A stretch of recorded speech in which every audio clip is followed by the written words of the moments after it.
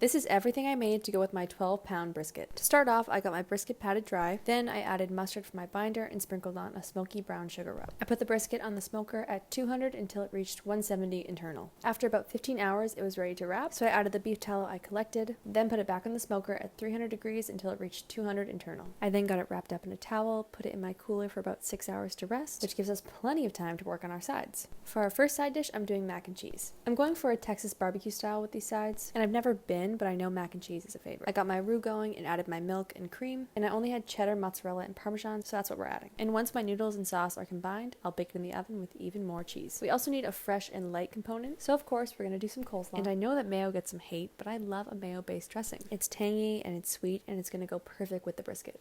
I also want to do some mini potatoes, so I got some beef tallow in the oven heating up, and to give them the Hasselback effect, I cut ridges in them and got them boiling for a head start. And then once that pan was hot, I added the potatoes and baked them until they were crispy. And by then, our mac and cheese was ready to go, but I still wanted to make one more side. It felt like we needed another vegetable, so I did some hot honey roasted carrots. So I added my honey, vinegar, thyme, garlic, and got them into the oven with the potatoes. And finally, our brisket was done resting. And for a whole day of work, tell me why it was still a little dry. It still tasted really good, and there was parts that melted in my mouth, but that's why I make a bunch of tasty sides to go with it. Overall, the dinner was delicious, but stay tuned as we get better at smoking meats.